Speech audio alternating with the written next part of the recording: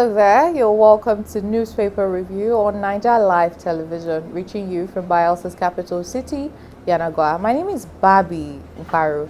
Let's quickly check out the headlines. Vanguard newspaper: 22 dead, many injured in Plateau attack as protests rock Ibadan. Quite a sad story there. You should check out details of that story as it is available in the paper. Let's move on. One injured as suspected bomb explodes in Lagos. Quite an unfortunate event. The issue of this issue, it's becoming unbecoming as we see that there's been a sad occurrence of bomb explosion in Lagos State. Do well to check out details of that story. Also have another headline here: why smuggling persists in Nigeria's borders.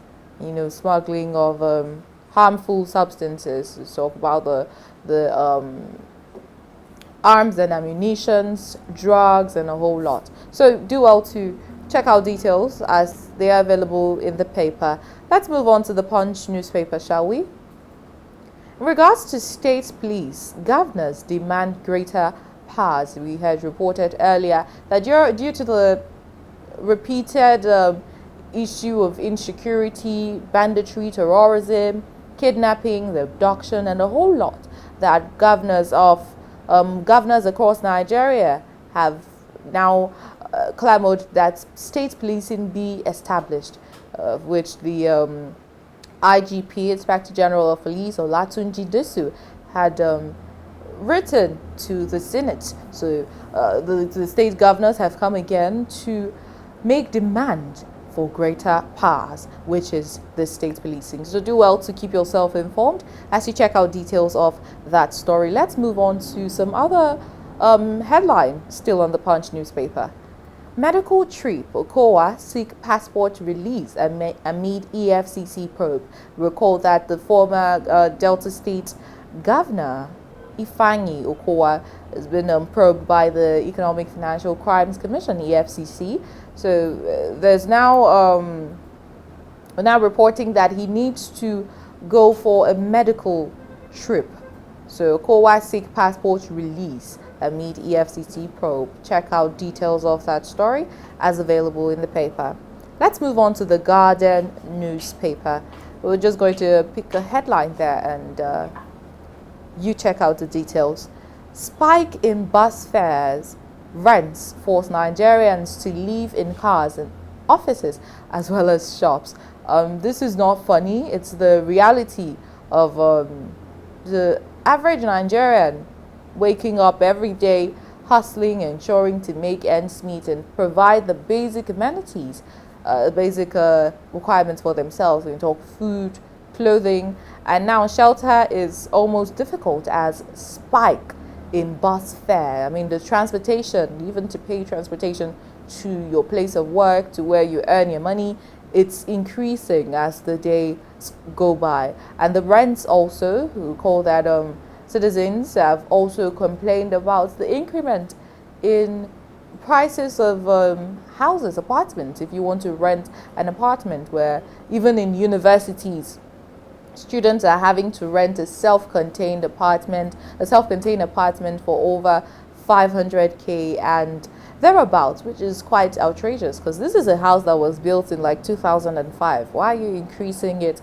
that much? So there's been a whole lot. Due to all of these back and forth, Nigerians are now having to sleep and live in their offices, in their shops, and some persons who have cars having to sleep in their cars.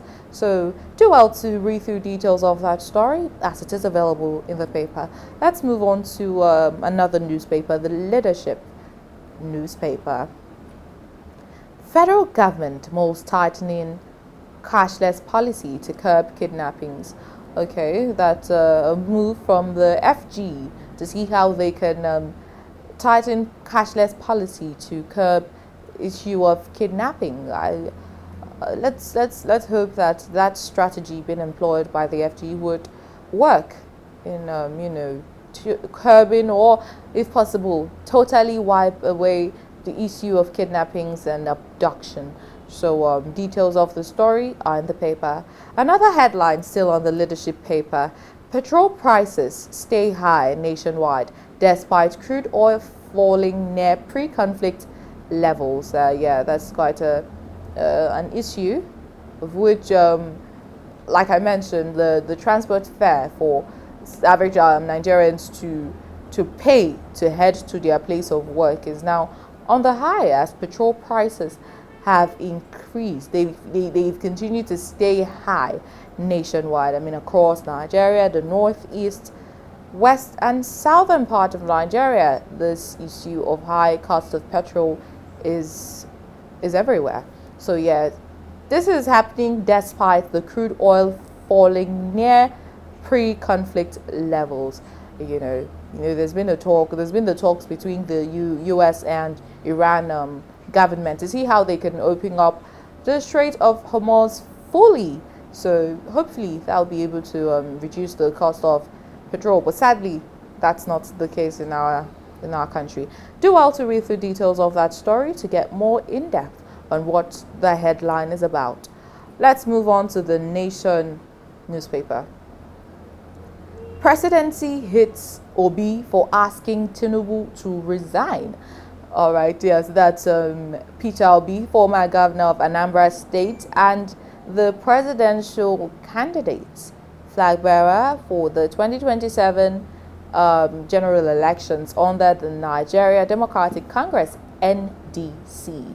Peter Obi is now seen as, let's also recall that this is a man that has always shown himself as being a very good leader. He contested as for the office of the president of Nigeria under the Labour Party, and also then in PDP contested as the running mate, which is the vice presidential candidate, with Alhaji Atiku Abubakar under the People's Democratic Party, years back. So now Peter Obi is, the presidency is now heated on Obi for asking President Tinubu to resign.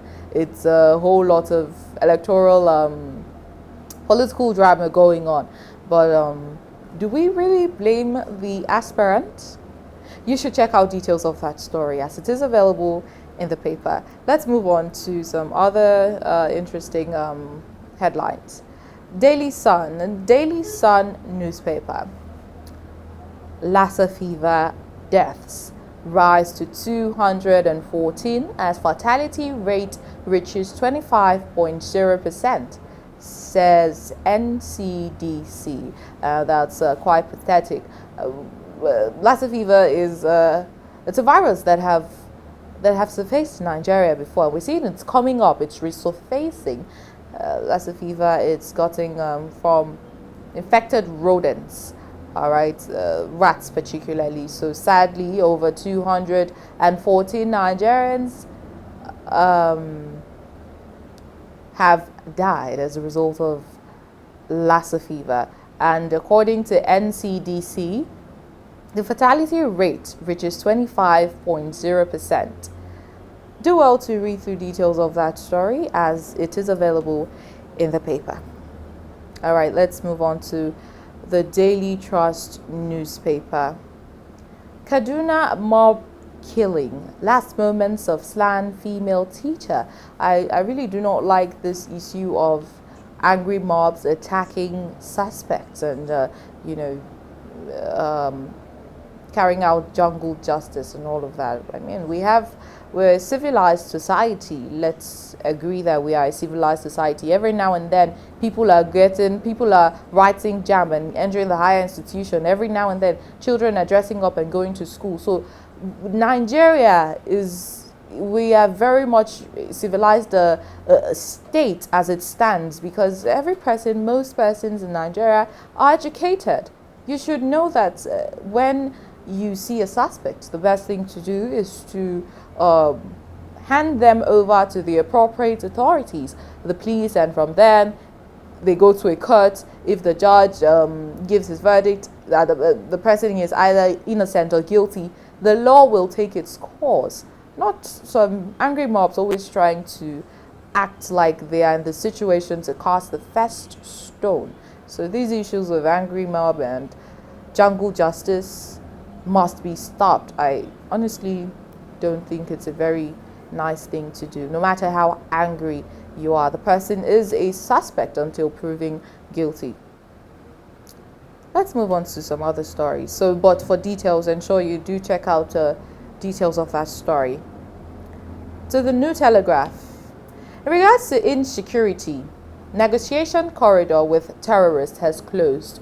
Gumi alleges. It's quite